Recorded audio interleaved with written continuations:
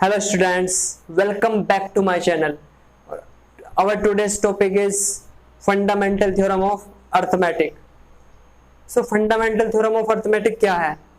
इसको डिस्कस करने से पहले हम बात करने वाले हैं कंपोजिट नंबर की और प्राइम नंबर्स की. So सबसे पहले कंपोजिट नंबर और प्राइम नंबर्स को देख लेते हैं. So prime numbers.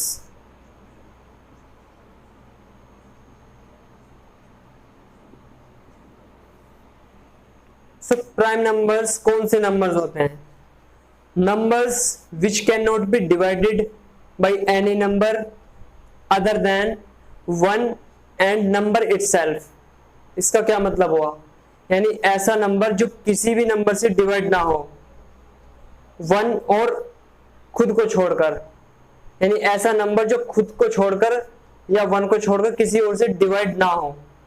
सो ऐसा कौन सा नंबर है जो खुद से या वन से डिवाइड होता है? जैसे 2, 3, 5, 7. सो इसको मैं अदर वे में ऐसे कह सकता हूं, prime numbers are natural numbers that have two factors, one and number itself. Right.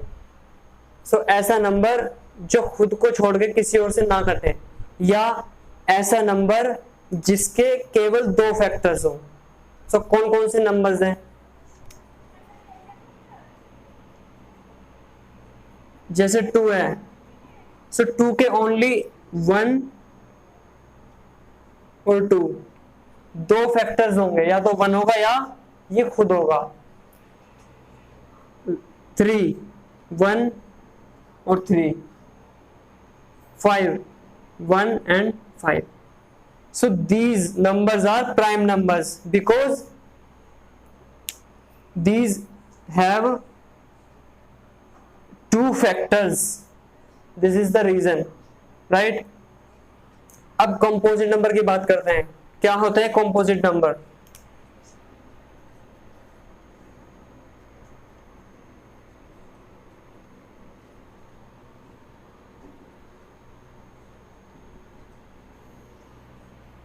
So composite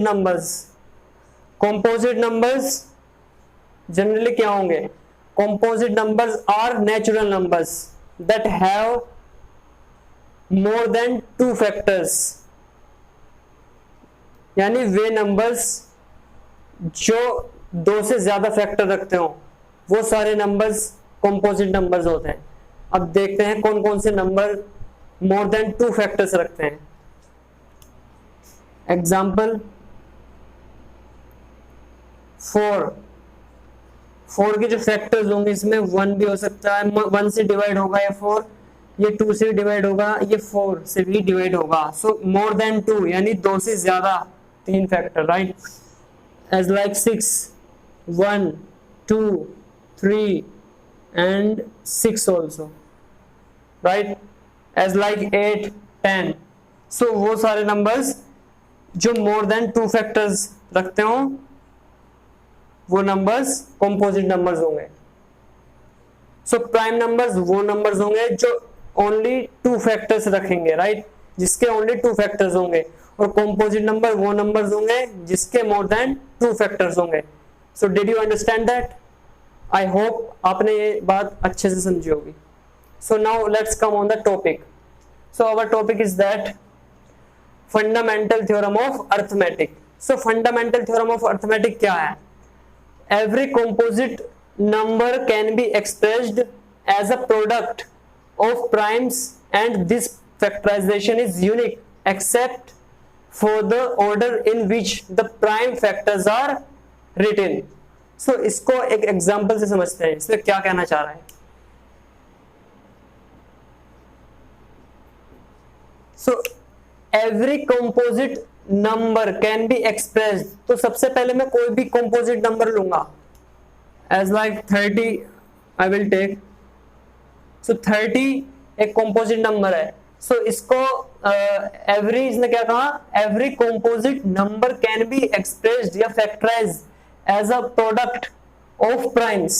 सो इसको प्रोडक्ट ऑफ प्राइम्स की फॉर्म में, प्रोडक्ट के फॉर्म में लिख सकता हूं क्या मैं? तो चलिए देखते हैं. 2 से ये 15 यानी फिर 3 फिर 5।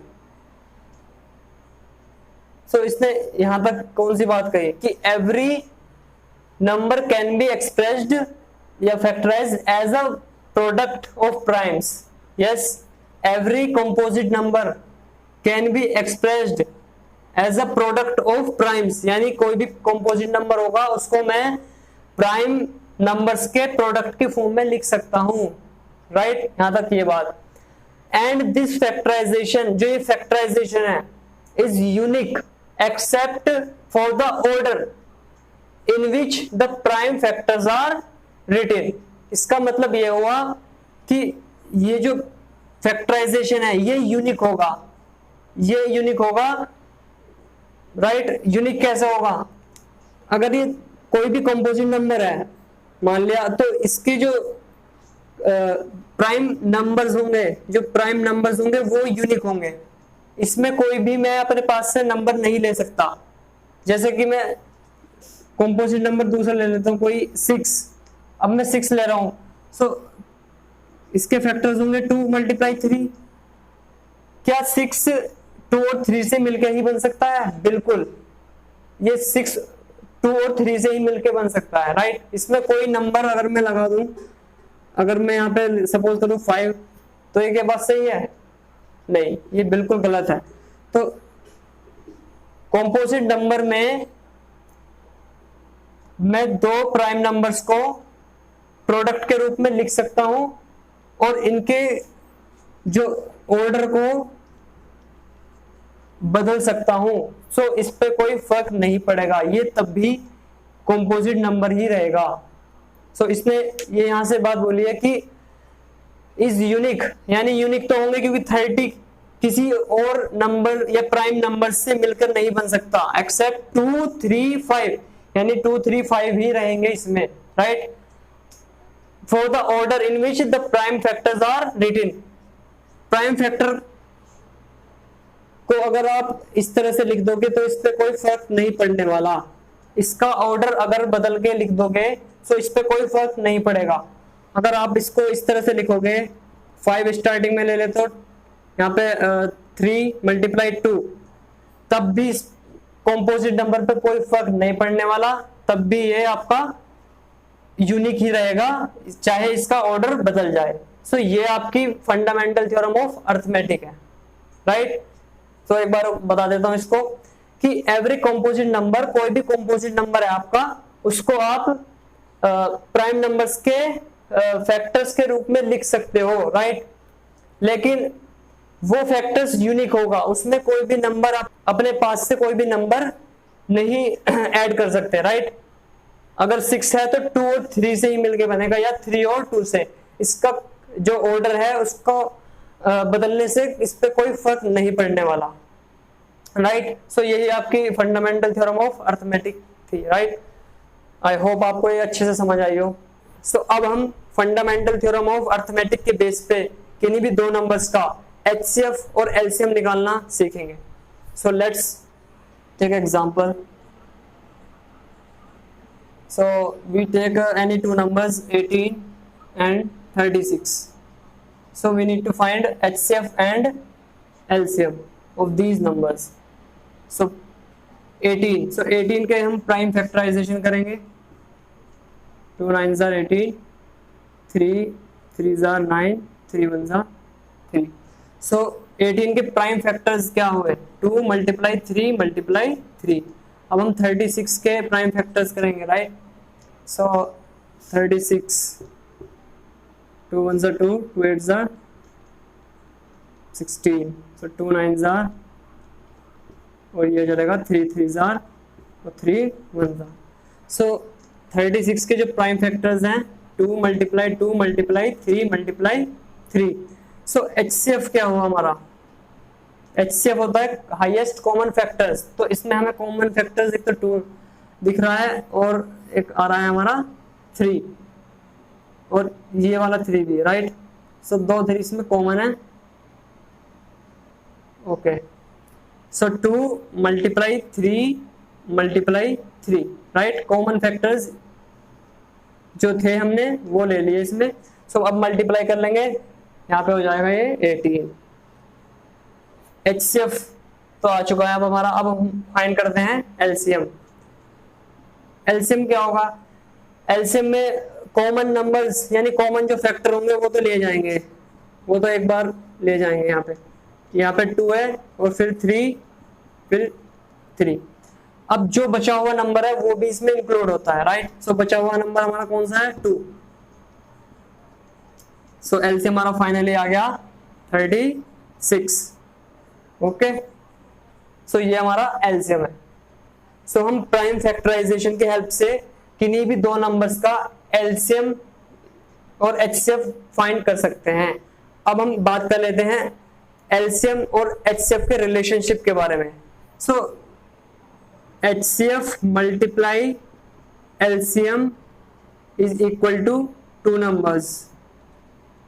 इसको मैं लिख सकता हूं A एंड B, यहाँ पे मैंने 2 नंबर्स के प्रोडक्ट को शो किया है। सो HCF मल्टीप्लाई LCM, इसको मैं लिख सकता हूं product of 2 numbers, product of 2 numbers.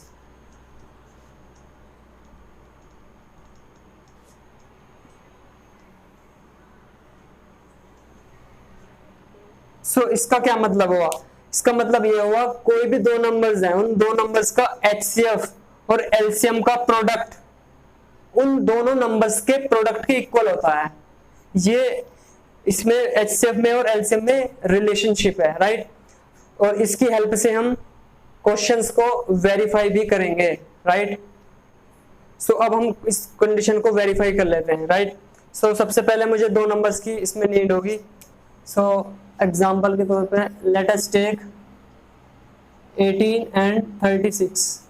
कोई भी 2 नंबर्स ले सकते हैं।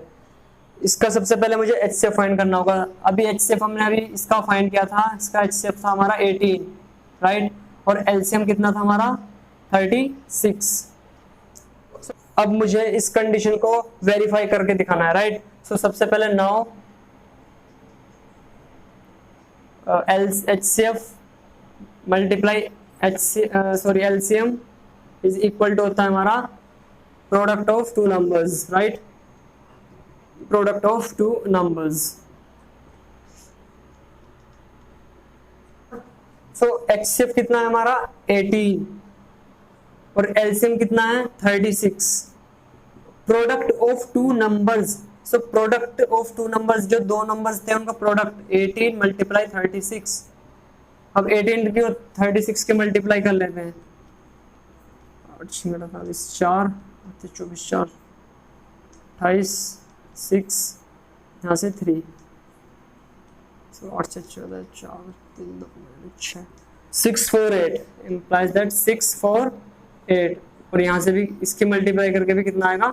648। Hence proved. ये आपका यहाँ से सिद्ध हो गया, यानी ये वाली जो कंडीशन है बिल्कुल सही कंडीशन है। सो यहाँ से हमने इसको वेरीफाई भी किया, राइट। अब हम नेक्स्ट वीडियो में एक्सरसाइज 1.2 को सोल्व करेंगे।